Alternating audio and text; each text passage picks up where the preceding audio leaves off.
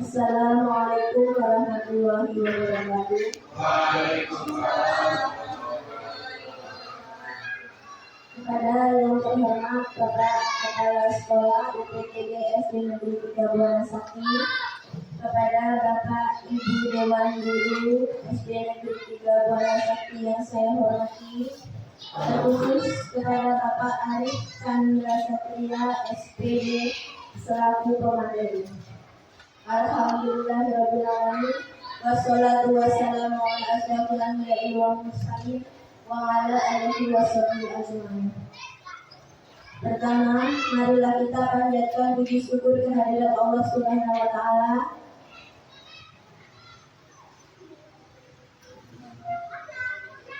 yang mana pada kesempatan hari ini kita masih diberikan nikmat sehat untuk dapat berkumpul di gedung SD Negeri 3 Buana Sakti ini. Salawat beserta salam marilah kita curahkan kepada junjungan kita Nabi besar Muhammad dan kita nanti-nantikan syafaatnya di yaumul qiyamah. Di sini saya selaku pemandu acara akan membacakan susunan acara diseminasi pendidikan guru penggerak angkatan 11 UPTD SD Negeri 3 Buana Sakti, Kecamatan Batanghari, Kabupaten Lampung Timur. Acara yang pertama pembukaan, kedua menyanyikan lagu Indonesia Raya, ketiga sambutan kepala sekolah, keempat inti, kelima doa, keenam penutup. Marilah acara ini kita buka dengan lafaz basmalah. Acara yang kedua yaitu menyanyikan lagu Indonesia Raya yang akan dipandu oleh Ibu Sefalis. Kepadanya dipersilakan. Hadirin dimohon untuk berdiri.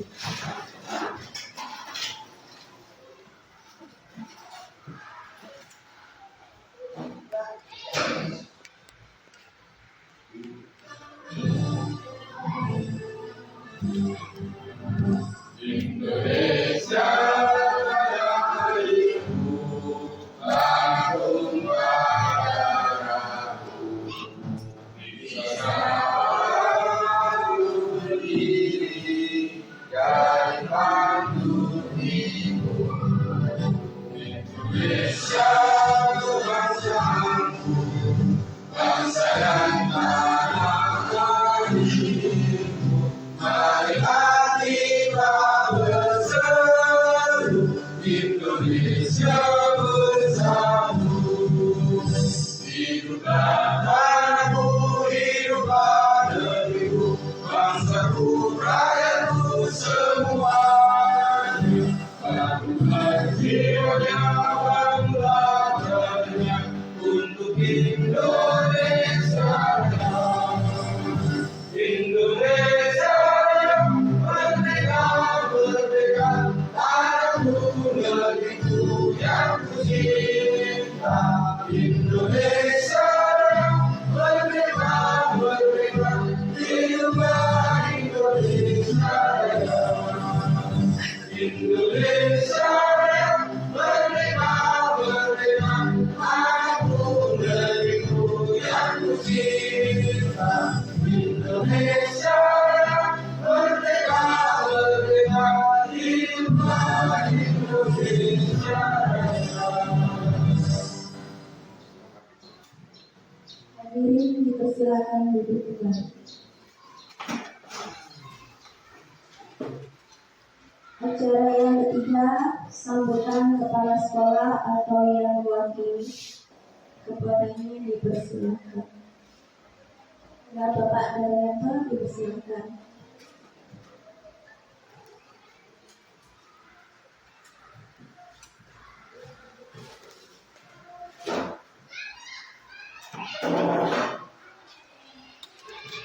Bismillahirrahmanirrahim. Assalamualaikum warahmatullahi wabarakatuh. Waalaikumsalam warahmatullahi wabarakatuh. Yang saya hormati Bapak dan Ibu Guru SD Negeri 3 Buana Sakti, hadirin yang dimuliakan Allah. Pertama, mari kita mengucapkan bersyukur kepada Allah Subhanahu wa Ta'ala yang mana pada pagi menjelang siang ini dalam acara diseminasi yang akan disampaikan oleh Bapak Arif Chandra. Mudah-mudahan acara ini bisa lancar, bisa diterima oleh para bapak dan ibu. Yang kedua, sholawat dan salam senantiasa dikabulkan kepada kita Besar Muhammad Sallallahu Alaihi Wasallam yang kita nantikan sahabatnya di hari kiamat. Amin. Para bapak dan ibu guru yang saya hormati, mari kita ikuti acara ini dengan sebaik-baiknya. Mudah-mudahan dengan acara ini kita bisa menambah ilmu, bisa menambah semua kegiatan belajar mengajar kita untuk yang lebih baik. Dan mudah-mudahan acara ini selalu senantiasa dilindungi oleh Allah Subhanahu wa Ta'ala. Amin. Bapak, Ibu guru yang saya hormati, di sini saya mewakili Kepala Sekolah SD Buana Sakti dalam acara diseminasi pada pagi hari ini. Mudah-mudahan diseminasi ini untuk pengalaman kita, untuk menambah ilmu, untuk menambah materi yang akan disampaikan oleh anak kita. Itu sambutan dari kami. Mungkin banyak kekurangan atau kesalahan, kami mohon maaf. Dan saya akhiri, wassalamualaikum warahmatullahi wabarakatuh.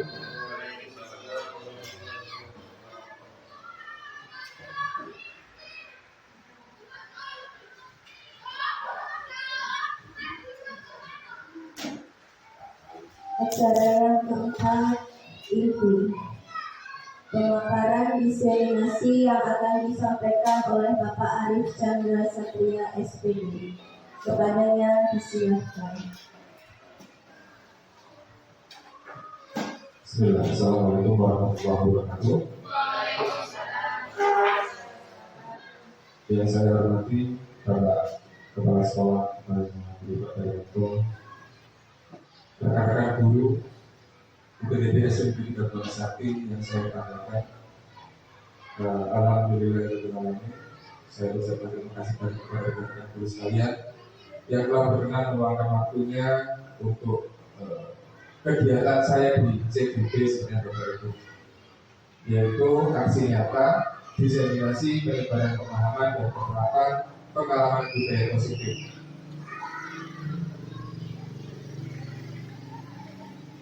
Jadi Bapak Ibu sekalian, latar belakang dari diseminasi ini adalah budaya positif di sekolah merupakan fondasi penting untuk menciptakan lingkungan belajar yang kondusif dan mendukung perkembangan karakter peserta didik.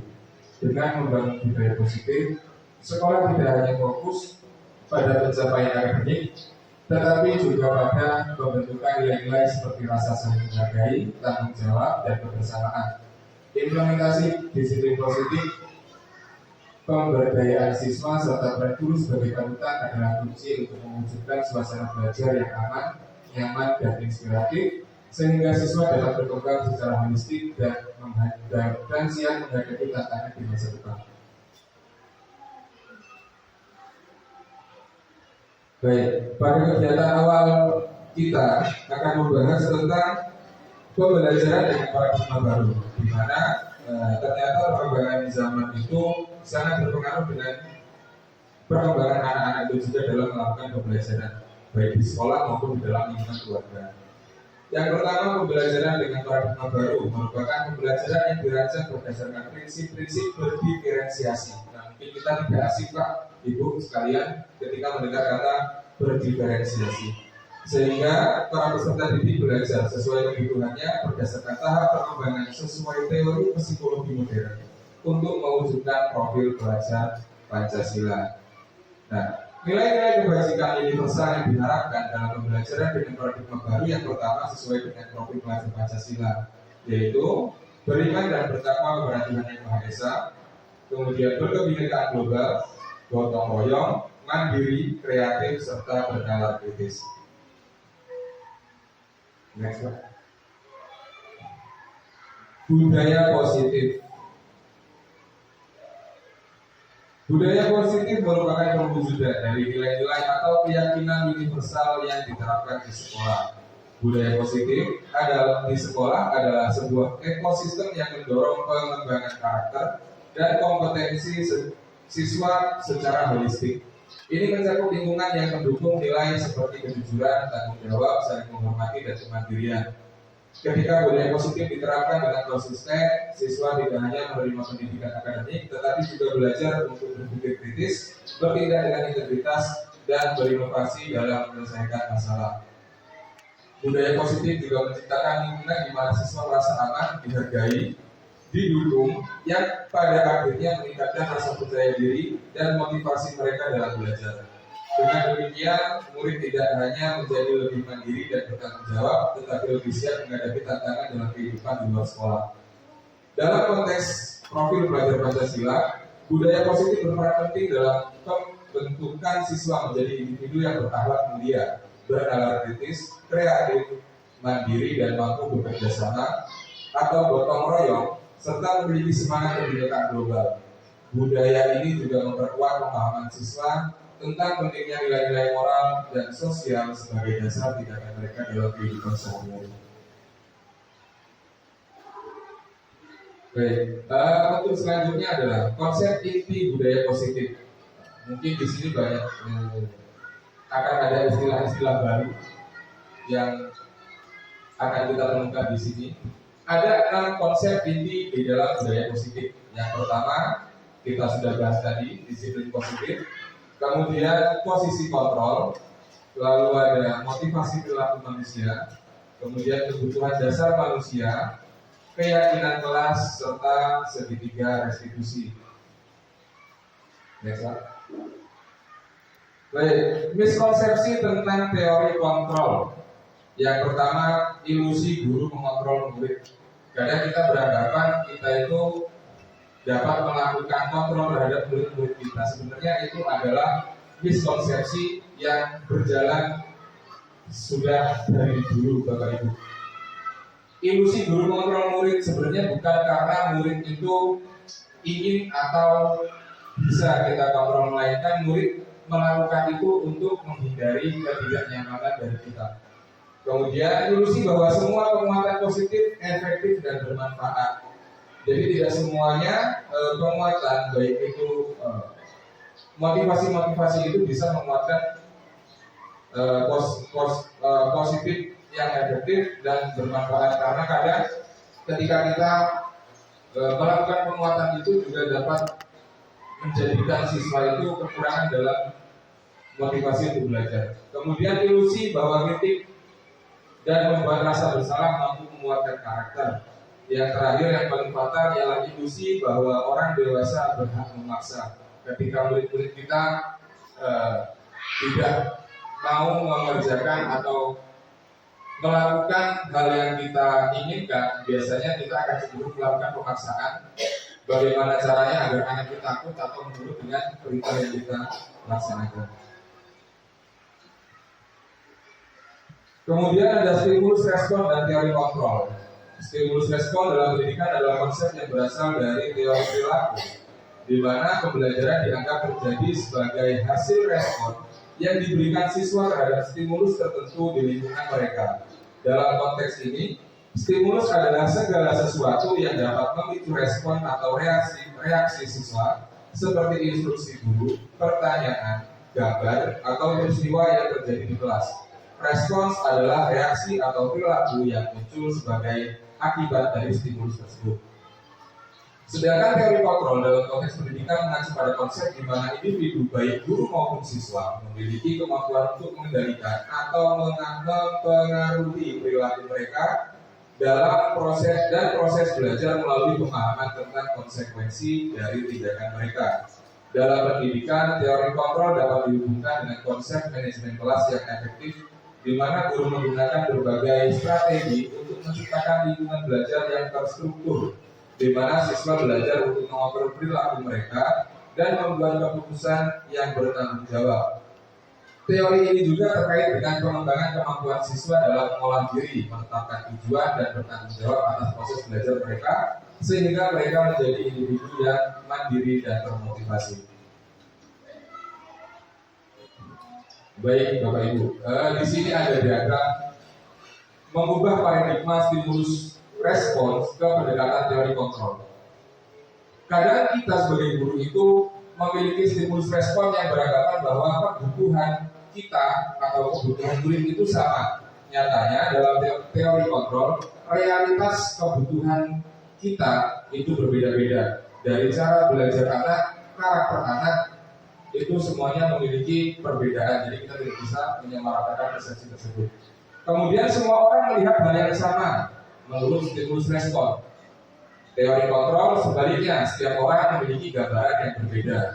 Kemudian di stimulus respon kita mencoba mengubah orang agar berpandangan sama dengan kita. Dalam teori kontrol, kita berusaha memahami pandangan orang lain tentang dunia. Yang keempat, perilaku buruk dilihat sebagai kesalahan. Dalam teori kontrol, semua perilaku memiliki tujuan. Tidak ada perbuatan yang tidak didasarkan dengan tujuan, baik itu pelanggaran ataupun melakukan disiplin, semua itu pasti didasari dengan tujuan. Kemudian stimulus respon selanjutnya, orang lain bisa mengontrol saya. Nyatanya, menurut teori kontrol hanya Anda yang bisa mengontrol diri Anda sendiri. Kemudian saya bisa mengontrol orang lain. Menurut teori kontrol Anda tidak bisa mengontrol orang lain. Stimulus respon selanjutnya, pemaksaan ada saat rujukan gagal. Teori kontrolnya adalah kolaborasi dan konsensus menciptakan pilihan-pilihan baru. Nah, ini yang paling sering kita lakukan adalah di stimulus respon kita melakukan ketika melakukan penerapan terhadap siswa adalah berpikir menang kalah. Jadi mau tidak mau siswa itu harus menuruti apa yang kita inginkan. Sedangkan menurut teori kontrol ternyata kita sebagai pengajar itu diharapkan mampu berpikir tentang win-win solution atau sama-sama menang dan tidak ada salah satu pihak yang merasa dirugikan.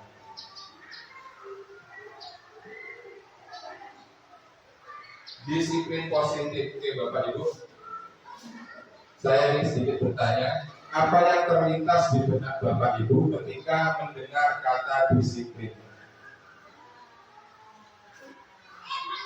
Bapak Bu Kepa, Bu Sari, Pak Imam, Pak Saiful. Apa yang terlintas di benak kita ketika mendengar kata disiplin?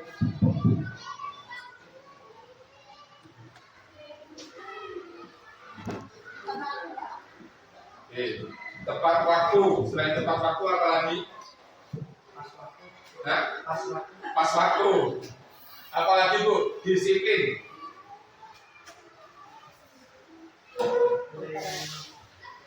Apa? Yang tanggung jawab. Ada lagi?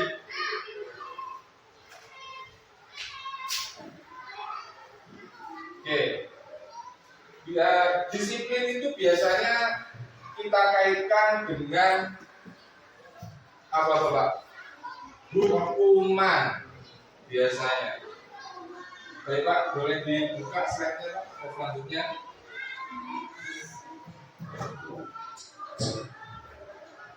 Oke, apa yang ada di benak Bapak Ibu sekalian ketika mendengar kata disiplin? Tadi sudah menyampaikan ada yang tepat waktu dan lain sebagainya. Mari kita buka di slide selanjutnya. Disiplin positif. Nah, di sini disiplin itu bukan seperti yang terkonsep dengan apa yang kita terapkan selama ini Bapak Ibu.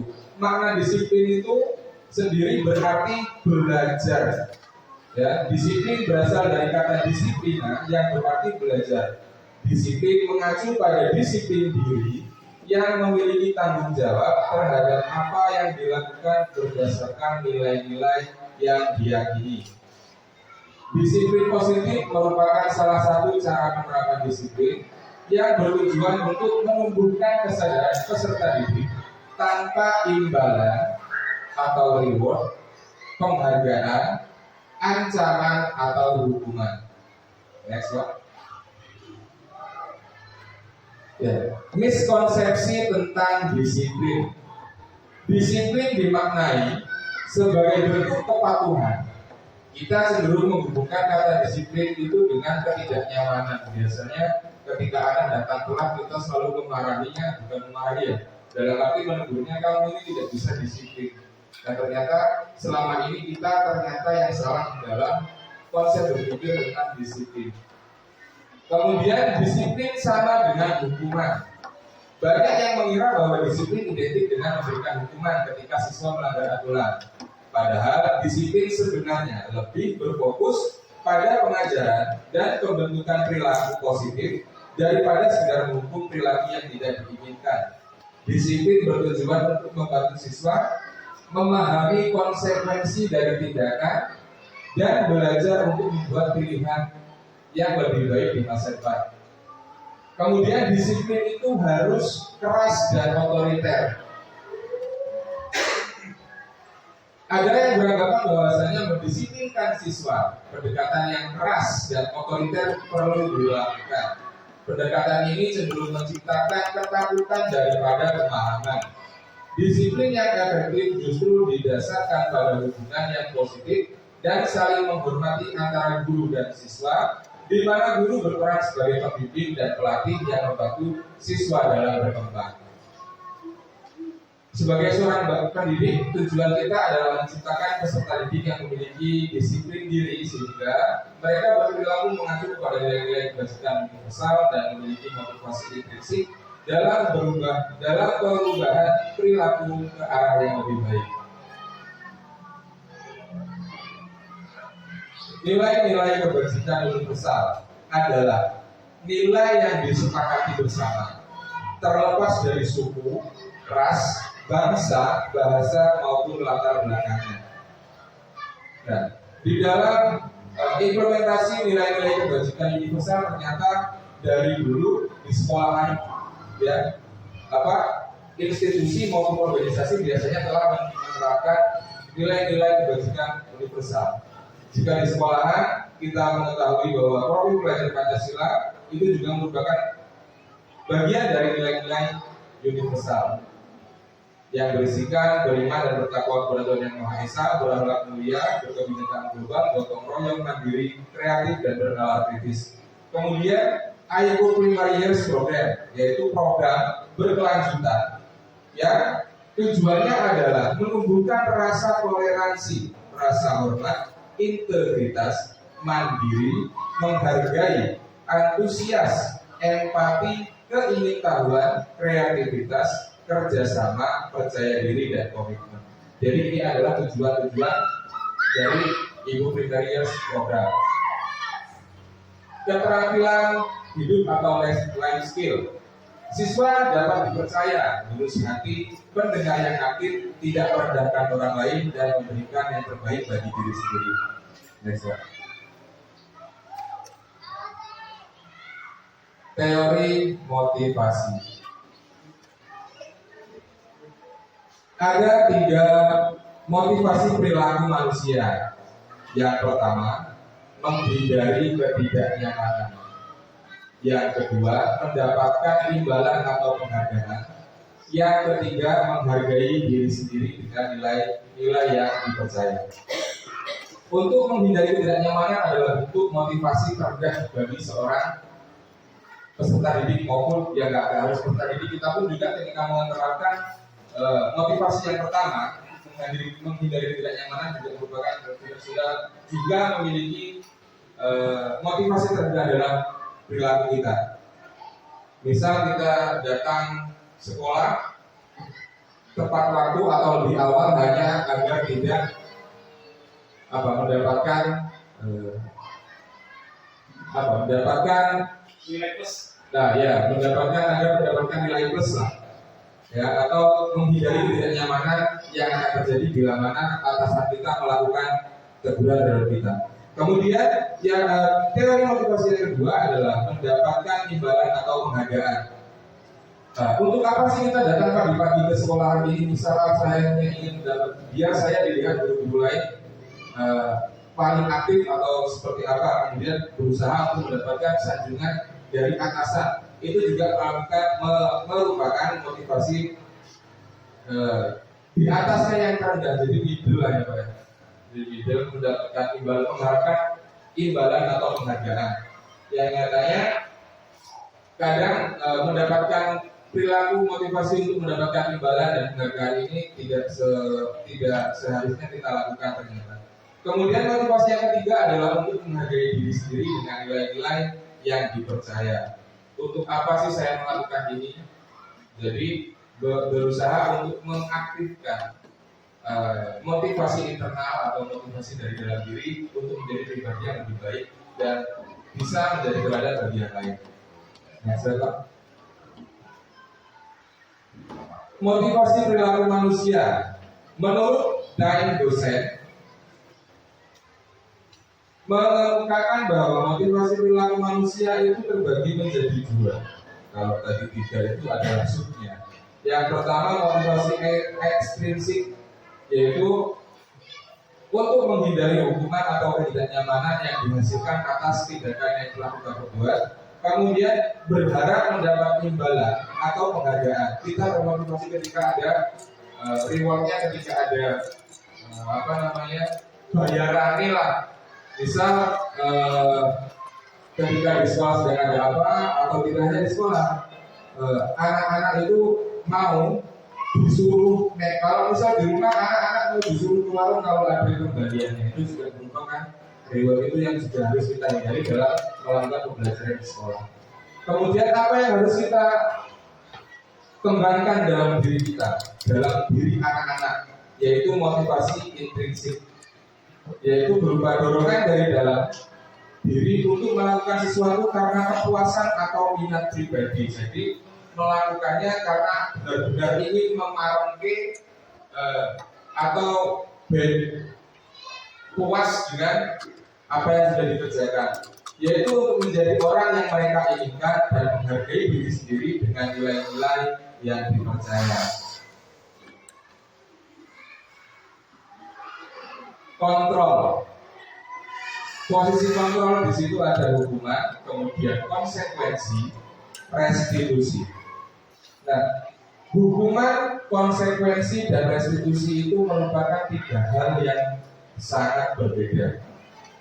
Hukuman itu biasanya bersifat spontan, tidak ada rencana sama sekali, tidak melibatkan murid salah, tahu-tahu dihukum, teko telat, dikon maju, dijejer di depan kelas, atau pas upacara telat, wis telat, nggak pakai alma mater lengkap, nggak pakai topi, nggak pakai dasi, dikon gawe barisan sendiri. Ya, kemudian bersifat satu arah. Kemudian hukuman berupa fisik, verbal maupun psikis. Nah, sedangkan konsekuensi itu lebih terencana Bapak Ibu sekalian. Jadi di mana sudah terjadi kesepakatan antara murid dan guru. Kemudian murid tetap dibuat tidak nyaman. Yang ketiga, guru selalu memonitor murid. Sedangkan restitusi adalah proses menciptakan kondisi bagi murid yang untuk memperbaiki kesalahan. Kemudian proses kolaboratif yang mengajarkan murid mencari solusi mereka sendiri. Dari di sini mungkin ada yang kalimat yang asing atau kata-kata yang asing. Boleh Bang? Yang paling asing dari ketiga kalimat dari kata ini apa Bu? Restitusi. Nanti kita berusaha membedah sedikit tentang restitusi. Biasa Pak Indra.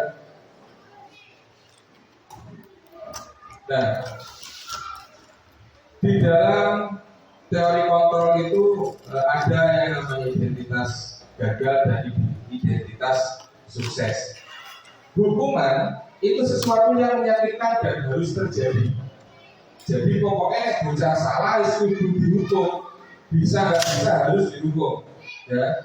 Kemudian kalau konsekuensi itu sesuatu harus terjadi, bukan berarti itu menyakitkan murid atau membuat murid kelelahan, tapi tetap membuat rasa tidak nyaman itu dihadirkan. Dan ketika melakukan konsekuensi, sedangkan restitusi itu merupakan pilihan. Kenapa? Karena restitusi di sini tadi untuk mencari solusi. Murid agar mampu mencari solusi untuk masalahnya sendiri. Kemudian identitas selanjutnya, hukuman dampak pada murid. Ya, kita akan marah-marah. Kemudian murid akan merasa bersalah, rendah diri, dan mengasingkan diri. Sedangkan konsekuensi biasanya anak akan kehilangan haknya, baik hak ketika mau istirahat ataupun hak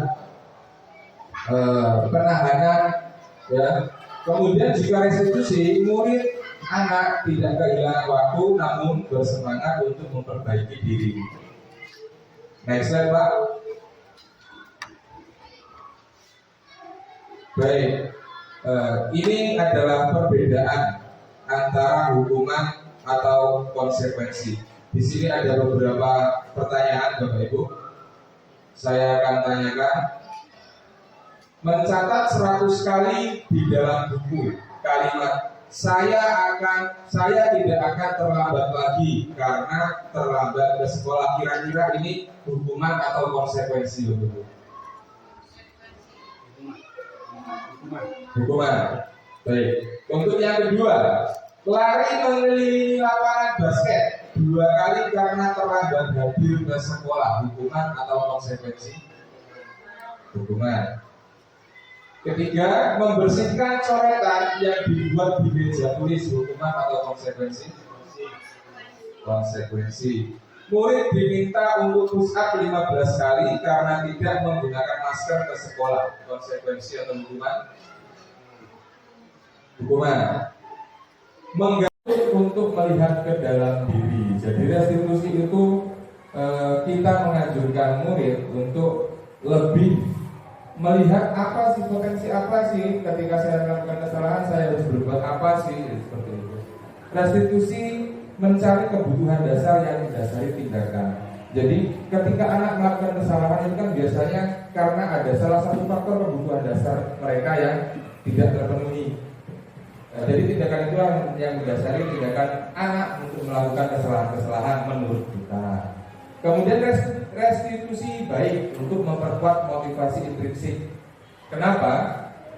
Karena dengan restitusi ini anak diajak berpikir, kemudian setelah berpikir diminta untuk apa yang akan dilakukannya untuk menebus kesalahannya. Jadi benar-benar anak itu yang berusaha untuk mencari solusinya sendiri. Kemudian restitusi menguatkan, restitusi fokus pada solusi, restitusi mengembalikan anak yang salah pada kelompoknya. Untuk yang selanjutnya adalah keyakinan kelas. Mengapa keyakinan kelas bukan peraturan kelas, Bapak Ibu? Kenapa kok peraturan tidak keyakinan? Oh, kenapa? Apa beda? Apa bedanya peraturan kalau keyakinan? Peraturan itu memaksa. Ya, peraturan itu memaksa. Kalau keyakinan itu kesepakatan. Keyakinan itu kesepakatan. Baik. Di sini ada pertanyaan pemantik yang mungkin nanti akan menuntut kita untuk menemukan mengapa keyakinan tidak peraturan, gitu ya. Pertanyaan pemantik yang pertama, mengapa kita memiliki peraturan tentang penggunaan helm saat berkendara? Kemungkinan jawaban kita adalah apa? Untuk keselamatan. Kemudian, mengapa kita memiliki peraturan tentang penggunaan masker dan mencuci tangan setiap saat? Kemungkinan jawaban kita adalah untuk keselamatan dan kesehatan.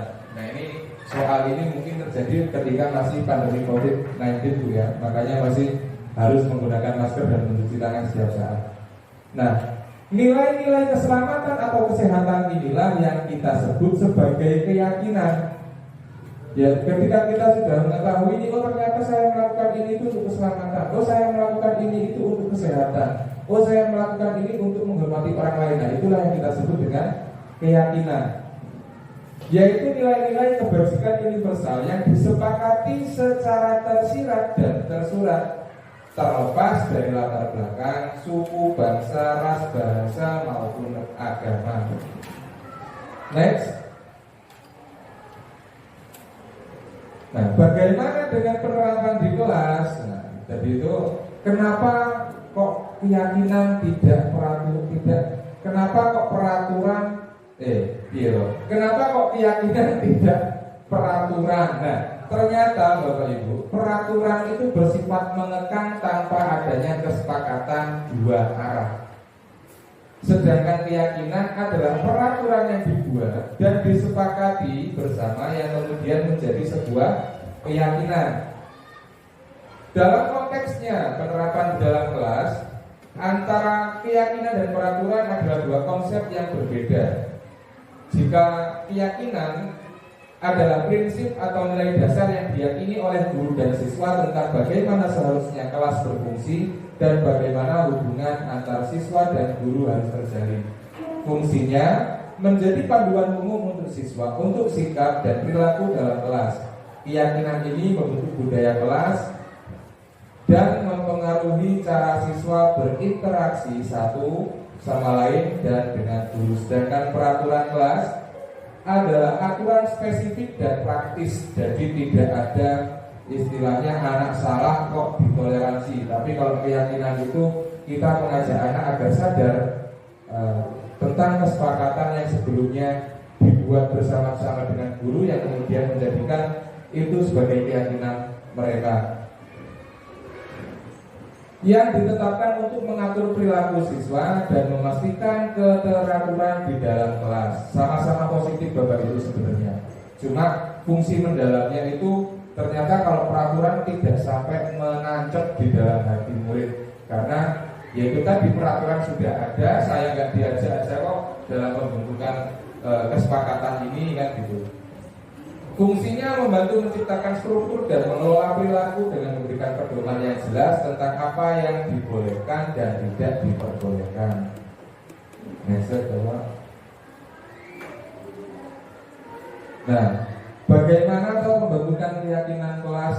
Nah, setelah kita tahu apa itu keyakinan kelas, kemudian bagaimana pembentukan keyakinan kelas? Nah, yang pertama sebenarnya Bapak Ibu, sebelum kita membuat keyakinan kelas, kita akan mengumpulkan anak-anak untuk silang pendapat ataupun melakukan curah pendapat mereka di dalam kertas. Tuliskan tentang apa yang boleh, apa yang tidak boleh. Kemudian itu tadi yang masih bersifat abstrak ya kan. Kemudian berupa pernyataan yang universal, maksudnya umum, boleh apa saja. Nah, setelah semuanya terkumpul, anak-anak mengumpulkan ya, boleh menggunakan sticky note atau boleh menggunakan lembaran kertas. Setelah ditempelkan di papan pengumuman atau di papan tulis, dibuat dalam pernyataan positif. Jadi kita libatkan anak untuk membuat. Biasanya kan anak-anak ketika ditanyain yuk kita bikin peraturannya apa? Tidak boleh makan di dalam kelas Bapak misalnya. Dalam penyusunan pembentukan keyakinan kelas, kita harus menggunakan kalimat-kalimat positif. Tidak boleh ada kata tidak dan tidak boleh ada kata jangan. Nah, kira-kira bagaimana untuk mengaplikasikannya? Nah, kita bisa bekerja sama dengan guru bahasa Indonesia mungkin, atau yang paham dengan bahasa Indonesia. Bisa saja ketika tidak boleh makan di kelas kita ganti dengan menjaga atau menghormati orang lain. Jadi seperti itu. Kemudian keyakinan kelas itu tidak harus banyak-banyak. Yang penting anak itu hafal, bisa menghafal, bisa tahu. Nah, kalau dia punya saya itu ya agak banyak berdelok-delok karena itu belum belajar sebelumnya. Sedikit saja agar mudah diingat. Kemudian menggunakan kata atau frasa yang mudah untuk dilafalkan. Kemudian sesuai dengan kondisi kelas dan sekolah sehingga mudah diterapkan. Ajak semua warga sekolah atau kelas dalam membuat keyakinan kelas. Kemudian bersedia meninjau kembali dari waktu ke waktu. Next one. Nah, pendalaman keyakinan kelas. Jadi Bapak Ibu, di sini ada tabel. Ketika kita membuat keyakinan kelas itu, hal positif dan hal negatif itu akan terlihat. Kita akan berdiri untuk melakukan riset sendiri, terkhusus kepada anak-anak. Seperti misal menggunakan tabel T ini Bapak Ibu ya. Tampak seperti dan tidak tampak seperti. Misal peraturan kelasnya itu apa? Keyakinan kelasnya itu apa? Datang tepat waktu. Maka tidak tampak seperti sering hadir terlambat. Kemudian menyapa teman dan guru setiap hari, tampak seperti. Kemudian tidak tampak seperti acuh tak acuh, tak acuh kepada teman dan guru. Kemudian bekerja, tampak seperti tekun bekerja dan menyimak guru, tampak tidak seperti tidak mendengarkan guru dan acuh tak acuh. Dan selanjutnya, kemudian rasa diterima dan dimiliki, tampak seperti melibatkan semua anggota kelompok atau tidak tampak seperti mengucilkan salah satu teman kita. Kemudian ada tabel Y, terdengar, terlihat dan berperilaku.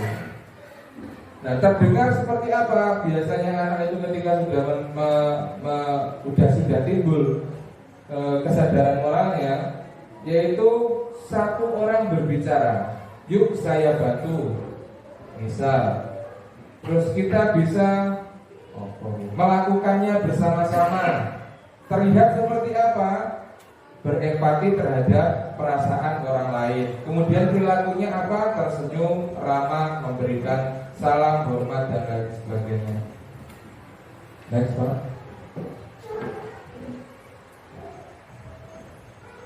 Setelah tadi keyakinan kelas, yaitu kebutuhan dasar manusia. Nah, saya ingin melakukan sedikit games Bapak Ibu. Ini masih ada kaitannya dengan teori kontrol. Saya ambil contoh, bukan ambil contoh ini, Bu. Sama Bu Sari bisa ke sini Bu, sama Bu Eva. Nah, kita melakukan permainan coba buka. Semuanya cari pasangannya Pak, Pak Ilham sama Pak Dar boleh, Pak Ilham sama Pak Dar boleh. Hah? Coba buka. Buka. Masuk.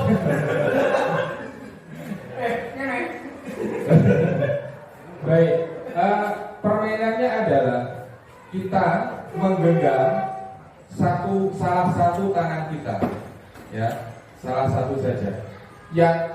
Yang misal yang A dan yang B, ya, ada yang A, ada yang B. Yang A ini misal Bu Sari atau Pak Ilham ke Pak Dar, Bu Sari ke Bu Eva, dan seterusnya itu merayu dimanapun caranya, menggunakan cara apapun agar Bu Eva itu mau membuka tangannya. Tak kasih waktu 30 detik. Nah, yang berusaha dirayu ini, bayangkan yang kita genggam ini adalah weslah kasar ngomong aib, kalau sampai orang lain ini tahu, atau hal yang paling berharga menurut kita. Bisa dipahami? Nanti saling bergantian Pak, 30 detik, jadi berdurasi ini nambah. Silakan rayu teman Anda. Gimana caranya mau membuka tangan ini? Boleh pakai ditik-itik oleh, dirayu boleh, disobok duit oleh, harus bukaan tanganmu. Silakan. Ya, bergantian Pak.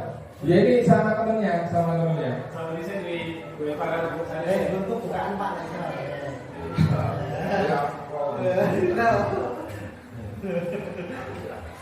Boleh dirayu, ditik-itik oleh, ditendang oleh, jongkoknya oleh.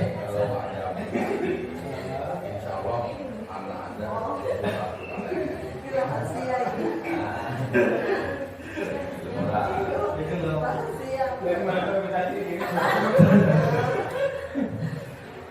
Baik.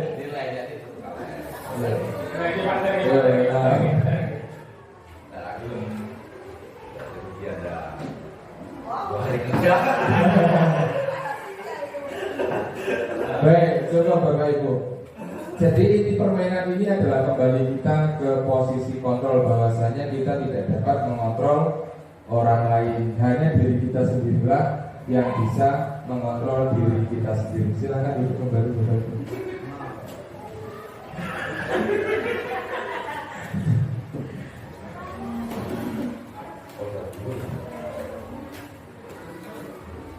Baik, next slide Pak Indra. Kebutuhan dasar manusia. Kita mungkin tahu lah Pak ya, kebutuhan dasar manusia itu apa saja. Ya, kebutuhan dasar manusia adalah segala sesuatu yang dilakukan untuk mendapatkan apa yang diinginkan. Seluruh tindakan yang dilakukan memiliki tujuan tertentu dan semua usaha terbaik yang dilakukan adalah dalam rangka agar kebutuhan dasar sebagai manusia terpenuhi. Next slide Bapak.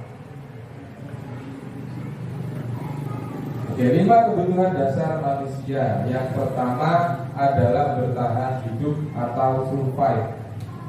Bersifat fisiologis, yaitu mencakup hal-hal yang mendasar seperti makanan, minuman, rasa aman akan tempat tinggal, kesehatan, keselamatan. Ini adalah kebutuhan paling dasar yang perlu dipenuhi agar seseorang dapat hidup dengan nyaman. Kemudian ada kasih sayang dan rasa diterima. Bersifat psikologis, manusia memiliki kebutuhan untuk merasakan cinta, memiliki hubungan yang dekat dengan orang lain, dan merasa diterima dalam suatu kelompok. Ini mencakup hubungan dengan keluarga, teman, atau komunitas.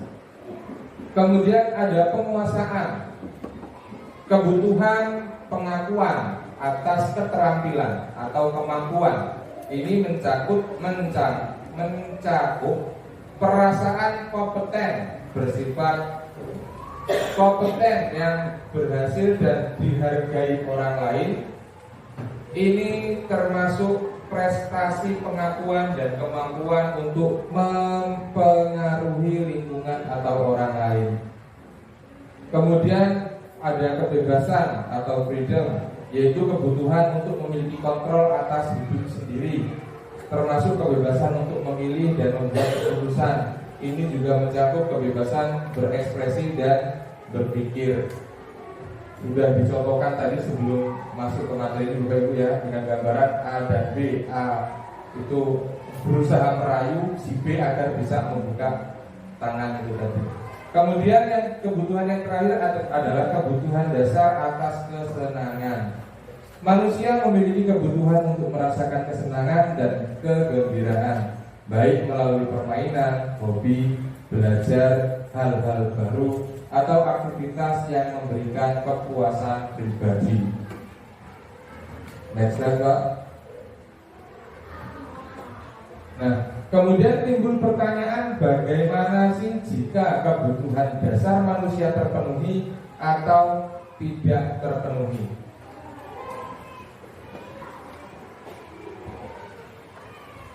Menurut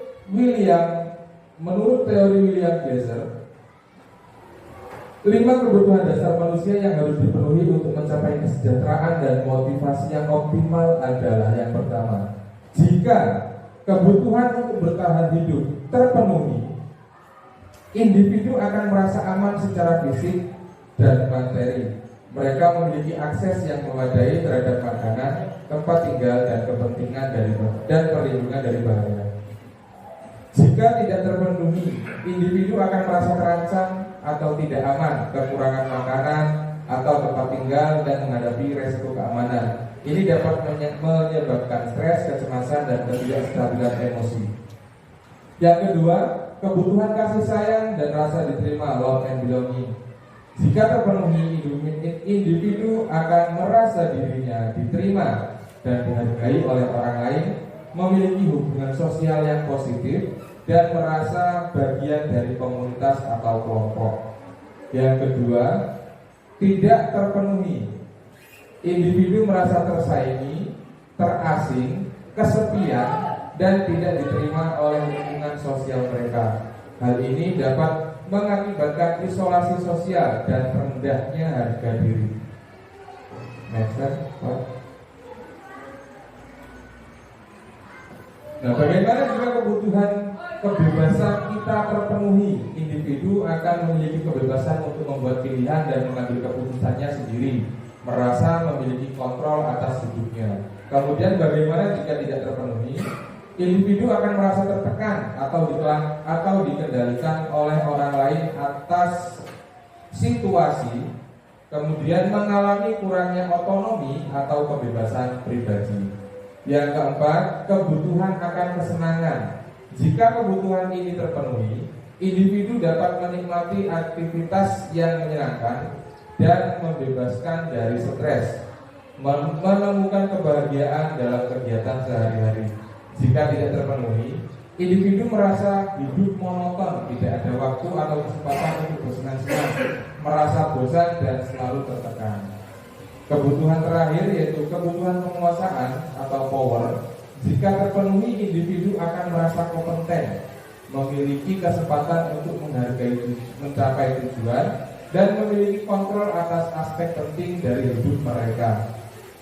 Jika tidak terpenuhi, individu merasa tidak berdaya, tidak mampu mencapai tujuan, dan tidak memiliki kontrol atas situasi mereka. Hal ini akan mengakibatkan frustasi yang mendalam dan rasa tidak berharga. Ketika kebutuhan-kebutuhan dasar ini tidak terpenuhi, individu cenderung mengalami berbagai masalah emosional dan perilaku. Sebaliknya, jika pemenuhan kebutuhan-kebutuhan ini dapat meningkatkan kesejahteraan, motivasi, dan kepuasan. Nah, jadi Bapak Ibu, kaitannya dengan pembelajaran adalah biasanya siswa itu melakukan kesalahan atau melakukan pelanggaran itu didasari atas faktor-faktor tersebut. Misal, jika ada anak yang memiliki kecenderungan untuk mengatur kawannya, itu adalah kebutuhan untuk menunjukkan bahwasannya saya ini memiliki penguasaan atau kendali atas orang lain. Ya, kadang mungkin di kelas 5 sini tidak, di kelas 5 saya tidak tampak yang seperti itu, alhamdulillah. Tapi di yang lalu yang mungkin sekarang di tempatnya Pak Indra itu ada salah satu siswa yang berusaha menunjukkan powernya. Jadi itu biasanya apa atau pengaruh yang mempengaruhi itu apa? Karena ada kebutuhan dasar yang tidak terpenuhi. Jadi jangan selalu menunjuk anak itu selalu melakukan hal salah karena kemauan, tapi itu ternyata biasanya karena kebutuhan dasarnya tidak terpenuhi. Next slide, Pak Indra. Nah, ini termasuk materi favorit bagi saya. 5 posisi kontrol guru. Ada penghukum, pembuat rasa bersalah, teman, pemantau, dan manajer. Ini yang saya lakukan sebelum mengikuti program guru penggerak adalah saya berperan sebagai penghukum. Jadi penghukum itu biasanya gimana loh, ya itu tadi ketika nggak cocok kalau bocah diomongi orang kena wis diseneni, dibengoi, dihukum, dikon kosek WC, dikon lari lapangan, hormat bendera, itu biasanya saya seperti itu dulu. Biasanya menggunakan hukuman fisik maupun verbal. Jadi hukuman itu tidak hanya berupa fisik saja, tapi verbal juga. Maksudnya hukuman apa toh? Ya kita dengan mencaci maki, Bapak Ibu. Yang biasanya kita harus seperti itu juga merupakan hukuman. Benar sekali. Karena nanti beberapa itu bocah itu beberapa itu dia. Nah ternyata itu akan merusak mental untuk berkelanjutan, Bapak Ibu. Jadi ketika anak kita berikan hukuman psikis itu biasanya akan teringat sampai tua. Kayak lagu ini misalkan sampai tua. Kemudian posisi kontrol yang kedua adalah membuat rasa bersalah. Ini biasanya ibu-ibu yang sering mempraktekkan ini. Ya, bernada lemah lembut. Kemudian bernada lemah lembut, selain itu terus menggunakan toelan-toelan kecil, santun, tapi menggunakan kata-kata yang membuat hati anak itu kecil, menganggap dirinya ini tidak berharga. Jadi halus tapi jeru, rasanya seperti itu, nyakiti gitu.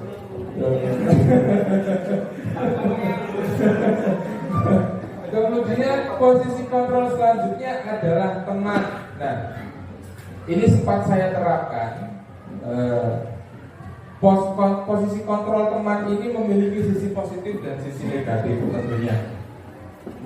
Posisi teman ini tidak menyakiti, kemudian memiliki sisi positif yaitu hubungan yang baik antara guru dan murid. Kemudian sisi negatifnya adalah murid merasa kecewa saat kita tidak dapat membantunya. Nah, ini saya praktekkan dulu waktu alumni tahun lalu Pak Saiful. Saya belum tahu posisi kontrol ini, cuma sudah saya praktekkan karena dulu kan ada kelas A dan kelas B. Saya nggak pernah masuk di kelas B, saya hanya fokus di kelas A, Pak Saiful di kelas B. Nah, gimana sih caranya saya menjalin komunikasi dengan kelas B? Yaitu saya menganggap kelas B bagian dari teman saya. Ternyata banyak sekali dari anak-anak yang dulu itu juga memiliki hubungan yang cukup baik dengan saya. Tetapi ketika pernah ada kasus waktu itu, ada salah satu muridnya Pak Saiful yang ikut Pak, orang sini suka apa itu? Bukan. Ini loh, solawat. Nah, ada yang solawatan ke sekampung, dilalah bani bocor, minta bantuan saya. Lah, gue sepuron itu WA-nya jam 11. Ya jam 11 malam WA-nya banyak bocor di daerah 55 Lor Kali. Itu sampai telepon beberapa kali terus gak keangkat. Ya sepertinya sekarang hubungan itu mulai merenggang. Ya, ada keretakan karena itu tadi, ketika murid merasakan kecewa saat kita tidak membantu, ya maka ya wis lah, berarti emang ngerasa bukan karena ya itu tadi mungkin sebab karena psikologisnya juga belum stabil. Kemudian posisi yang keempat adalah pemantau. Pemantau itu berarti mengawasi, bertanggung jawab atas perilaku orang yang kita awasi. Posisi pemantau berdasarkan pada peraturan-peraturan dan konsekuensi. Nah, biasanya posisi pemantau ini ketika anak melakukan kesalahan, kowe ngopo kok melakukan kesalahan? Nah, ngerti nggak konsekuensinya apa dari kesalahan ini? Oke, kalau kamu sudah tahu konsekuensinya, silakan kerjakan apa yang harusnya kamu kerjakan. Nah, tapi kita selaku pemantau harus selalu mengawasi tingkat keberhasilannya. Ketika anak itu berhasil, maka kita harus memberikan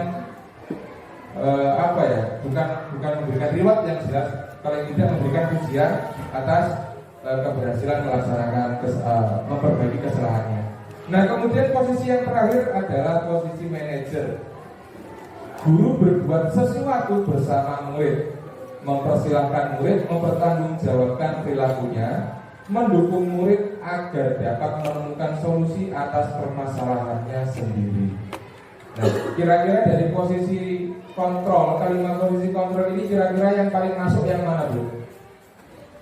Bapak Ibu? Manajer. Ya, dilalahnya posisi manajer ini sepertinya belum ada yang bisa saya terapkan, karena yaitu tadi mungkin posisi manajer itu lebih tepat untuk anak-anak yang sudah berusia ya SMP lah, paling enggak itu sudah bisa kita terapkan. Karena kadang untuk menangani anak SD itu Pak Ilham, waktu saya minta tolong untuk merekam sendiri garis itu, Pak Ilham masih ingat ini dongeng apa toh Pak? Wong bocah diomongi yo lupa lopo ya. Kadang itu adalah hambatan kita sebagai pengajar di SD. Kita nggak bisa mengajak ngobrol anak hati ke hati, itu malah susah. Karena ketika kita ngomong itu bocah ya seorang nggak teknik dasar ini ngomong menguis lali, jadi seperti itu. Next slide Pak.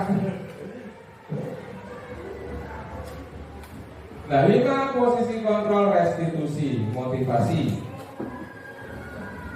Kemudian ada motivasi eksternal, ada motivasi intrinsik. Motivasi eksternal itu berarti identitas yang gagal. Perilaku kontrol negatif itu penghukum, membuat rasa bersalah.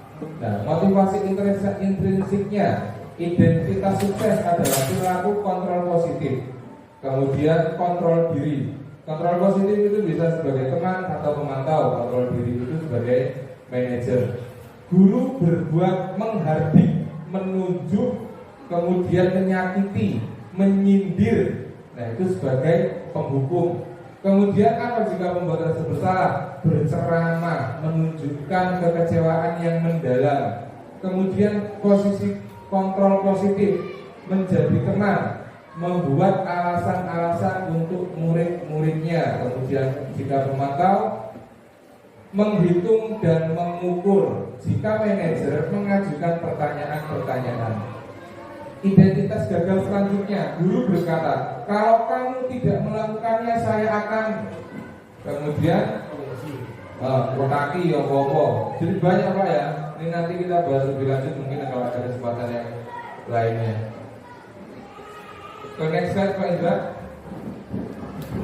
Nah, contoh penerapan kasus siswa tidak memakai atribut lengkap saat upacara bendera. Seorang guru jika menempati posisi kontrol pembuat rasa bersalah, biasanya guru itu akan mengucapkan, berapa kali Bapak Ibu harus memberitahumu, kamu selalu saja membuat kecewa Bapak Ibu. Nah, jadi ini akan terngiang-ngiang anak itu kok yo ini mengaku yo pokok kok saya kok ini banget mengecewakan guru saya gitu. Kemudian jika dalam posisi penghukum, wes kono langsung hormat bendera saja, rasa membuka terus dikongkon dengan menggunakan kalimat-kalimat menghardik yang menghardik. Kemudian posisi guru sebagai pemantau biasanya akan mengucapkan atau menggunakan kata-kata, kamu sudah melanggar peraturan sekolah, kamu tahu konsekuensinya. Setelah upacara kamu beri atributnya di operasi dan jangan diulangi lagi. Jadi selama bocah itu belum memiliki atribut, ya pemantau harus selalu memantau perkembangannya gitu. Kalau perlu diantarkan ke koperasi, diberikan secara langsung. Nah, praktek ini sudah diterapkan oleh Pak Daryanto di minggu yang lalu. Luar biasa Pak Daryanto. Kemudian posisi kontrol sebagai teman. Berapa kali Bapak Ibu harus memberitahumu, kamu selalu saja berbuat kecewa Bapak Ibu lagi malah salah. Malah bodoh. Ya udah, biasanya posisi teman itu akan berkata seperti ini, lah kamu ini malah melakukan seperti itu lagi. Dan pokoknya aku nggak mau tahu ya, nanti harus sudah ada. Kalau perlu tak beliin. Jadi menggunakan kalimat-kalimat jenaka, ya, penuh dengan candaan biasanya. Kemudian jika posisi kontrol adalah seorang manajer, pertanyaan-pertanyaan yang diajukan biasanya, apakah kamu tahu apa kesalahanmu? Nah, diajukan, anak itu diajak mikir dulu, kenapa kok saya dipanggil misal. Kemudian kira-kira bagaimana kamu akan memperbaiki kesalahan ini? Nah, anak diajak untuk mencari solusi atas permasalahannya sendiri. Next slide Pak Indra. Nah, segitiga restitusi.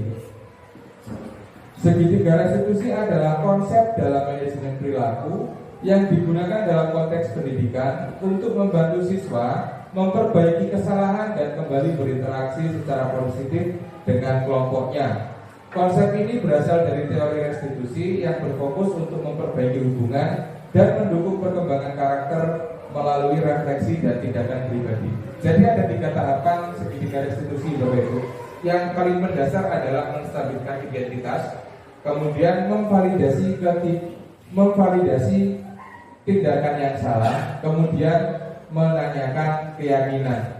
Jadi intinya di segitiga restitusi ini kita benar-benar diajak menyelesaikan masalah itu melibatkan keterlibatan aktif anak secara 100%. Kita hanya sebagai perantara saja untuk membimbing, menuntut anak itu menemukan solusinya untuk permasalahannya sendiri. Next slide Pak Indra. Oke, yang pertama adalah menstabilkan identitas. Berdasarkan prinsip berbuat kesalahan adalah bagian dari proses pembelajaran. Jadi kita sebagai guru ketika menstabilkan identitas itu biasanya akan mengucapkan ketika menerapkan segitiga restitusi, akan mengawali memiliki kalimat pembuka pengawalan seperti berbuat salah itu wajar. Kemudian tidak ada manusia yang sempurna. Bapak Ibu juga pernah melakukan itu. Bapak Ibu tidak mencari siapa yang benar, siapa yang salah, hanya ingin mencari solusi dari permasalahan ini.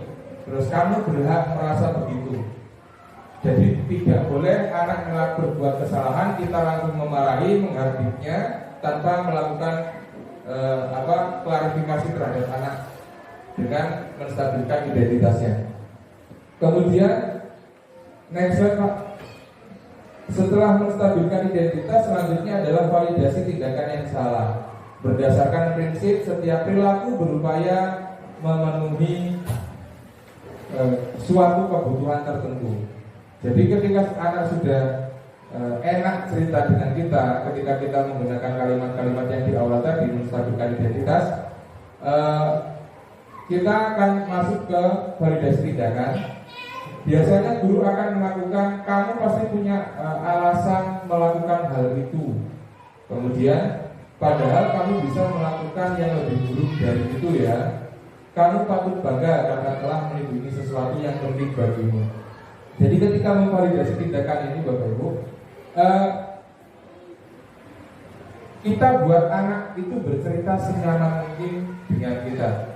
Jangan sampai anak itu malah menutup-nutupi tindakannya karena merasa tidak nyaman dengan kita. Setelah memvalidasi tindakan yang salah, selanjutnya adalah next slide, Pak. Menanyakan keyakinan. Ini berdasarkan prinsip teori kontrol bahwa pada dasarnya kita termotivasi secara intrinsik. Kita setelah anak divalidasi kesalahannya, kemudian sudah menemukan solusi apa yang akan dia lakukan, kita akan menanyakan apa keyakinan kelas kita, kemudian nilai-nilai apa yang telah disepakati bersama, seperti apa gambaran sebuah kelas yang ideal menurutmu, kamu ingin menjadi orang yang seperti apa. Nah, ini adalah menanyakan keyakinan dalam proses segitiga restitusi untuk menangani anak-anak yang bermasalah. Yang kedua,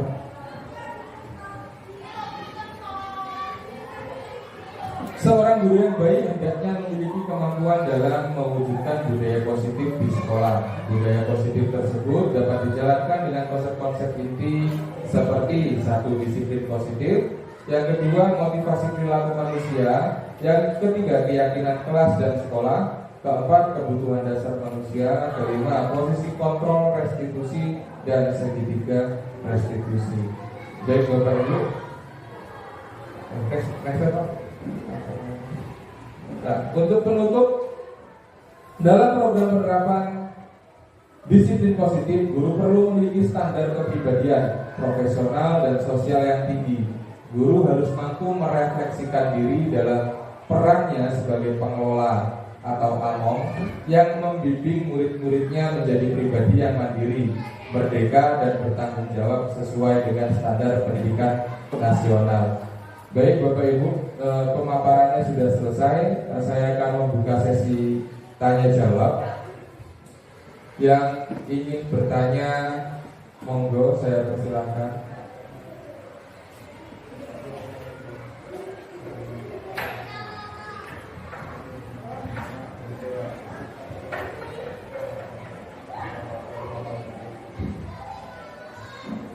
Bebas Bu ya, mau tanya apa itu boleh. Tanya alamat hobi boleh.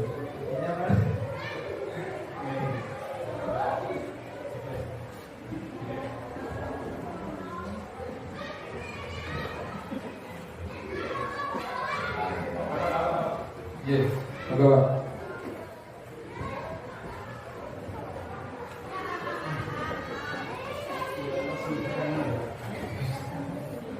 Assalamualaikum warahmatullahi wabarakatuh.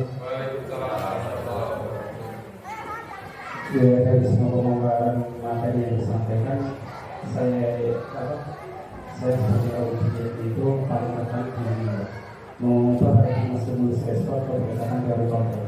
Di sini yang paling menarik itu ini. Stimulus respon yang paling menarik, saya bisa mengontrol orang lain, tetapi teori kontrol Anda tidak bisa mengontrol orang lain.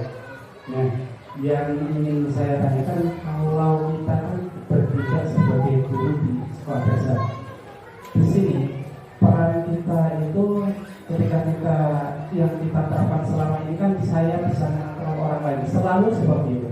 Dari hal apapun, dari hal pembelajaran, dari hal teori apapun. Kayak contohnya yang belajar di kelas, kita selalu memberikan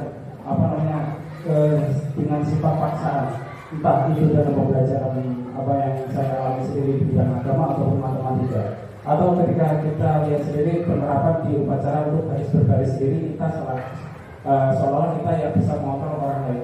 Nah, pertanyaan saya gini, ketika kita belajar di SD di sekolah dasar, teori ini kan salah. Maksudnya teori yang kita terapkan ini sebenarnya menurut teori siapa tadi? Nah, itu kan salah. Yang tepat itu kalau ketika kita praktekkan yang sekarang, ketika kita ingin membenahi, itu yang seperti apa? Praktek realnya. Jangan, maksudnya kalau teori ini kan Anda tidak bisa mengontrol orang lain. Nah, kalau untuk praktek kepada anak sekolah dasar yang anak-anak masih di bawah remaja, usia masih berkembang, itu gimana? Sekian, Pak. Terima kasih Pak Saiful, pertanyaan yang sangat luar biasa. Bagaimana caranya bisa mengontrol anak? Bukan mengontrol anak, bagaimana, pertanyaannya mungkin akan begini Pak Saiful. Bagaimana cara kita menimbulkan motivasi intrinsik pada anak? Itu dari pertanyaan Pak Saiful kemudian timbul lagi pertanyaan itu Pak. Jadi untuk menimbulkan motivasi intrinsik anak itu bukan suatu perkara yang mudah, seperti kita sadari bersama di SD kita itu. Ketika Pak Saiful tadi mengambil contoh yang sangat relevan sekali Pak dengan teori kontrol dan stimulus kontrol itu tadi, tentang bagaimana caranya anak-anak itu biar mudah diatur itu tadi Pak. Kembali ke kita, telaten atau tidak untuk menanamkan motivasi atau membangun motivasi intrinsik anak-anak itu tadi. Kalau kita sudah berhasil melakukannya, saya rasa Pak Kepala Sekolah juga sudah mulai mempraktekannya Pak. Jadi sering kemarin itu waktu hari Kamis apa Jumat itu ya, hari Sabtu nih Pak. Hari Sabtu itu anak-anak diajarkan bagaimana cara berbaris yang benar. Ya anak-anak itu awalnya mungkin akan terpaksa, tapi ketika pembiasaan itu dilakukan, maka nanti akan timbul secara sendirinya motivasi intrinsik tersebut. Ketika sudah dengar lonceng 4 kali teng, anak-anak akan baris dengan sendirinya. Itu jika dilakukan dengan pembiasaan yang dilakukan secara terus-menerus, seperti yang disinggung dari materi Ibu Primary Years tadi. Ada yang lain?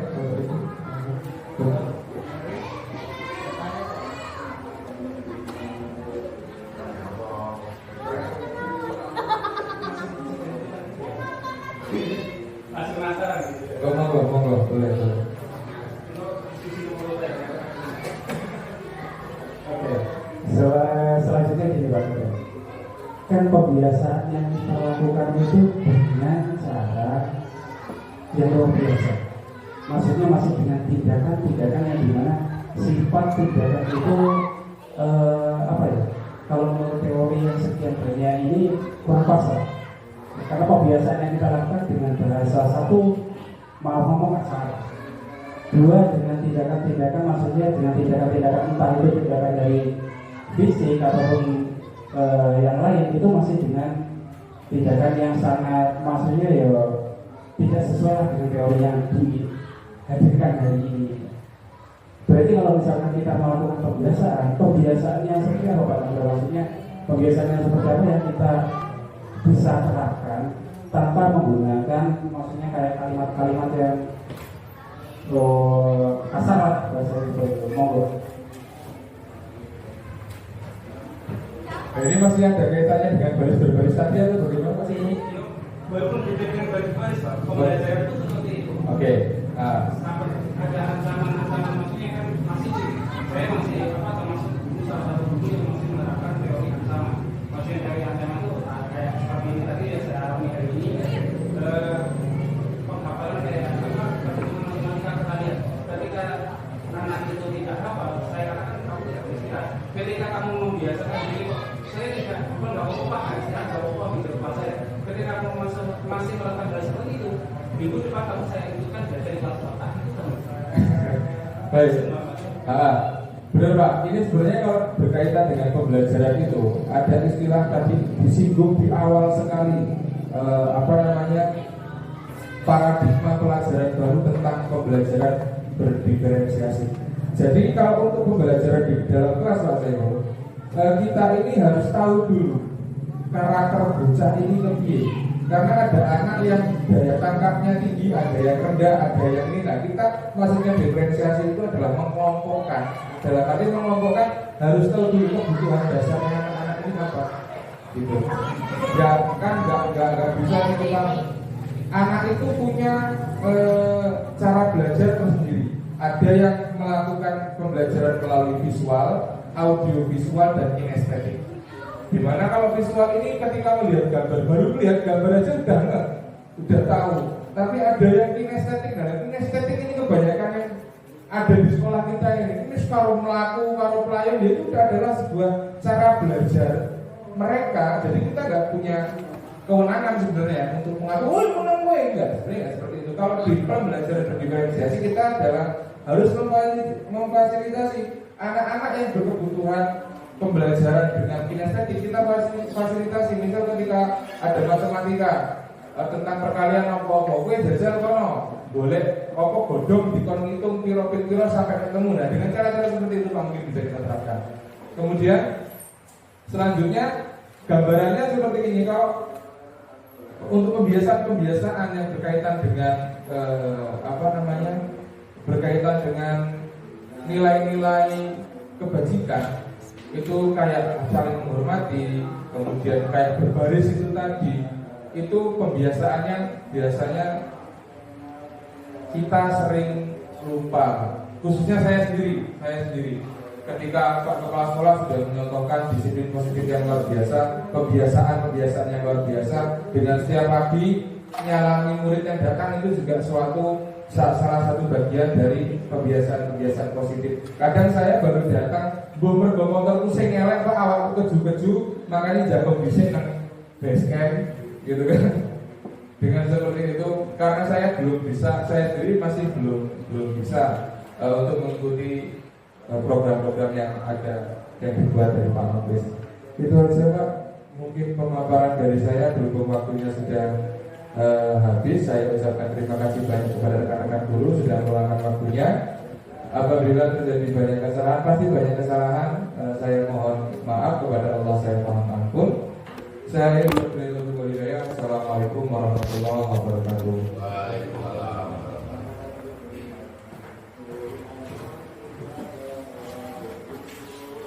Acara yang kelima doa yang akan dipimpin oleh Bapak Saiful dari SPY. Kepadanya bismillah. Assalamualaikum warahmatullahi wabarakatuh.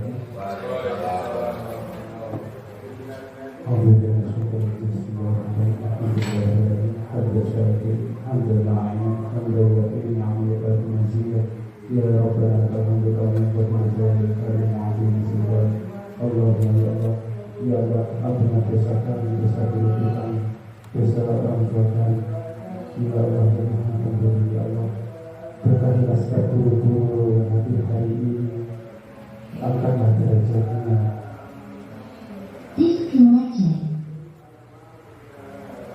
Allahumma salli ala sayyidina Muhammad wa ala alihi wa rizqi wa tawbatan qabla al-maut wa maghfiratan qabla al-maut. Allahumma ahlil alaina fi sakratil maut wa rizqana wal 'afwa ila hisab. Rabbana atina fid dunya hasanah wa fil akhirati hasanah wa qina adzabannar.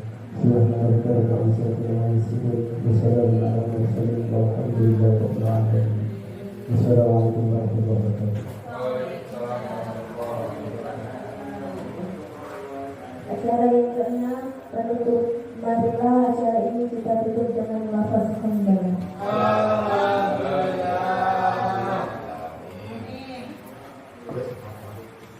Saya di sini sebagai moderator, mohon maaf apabila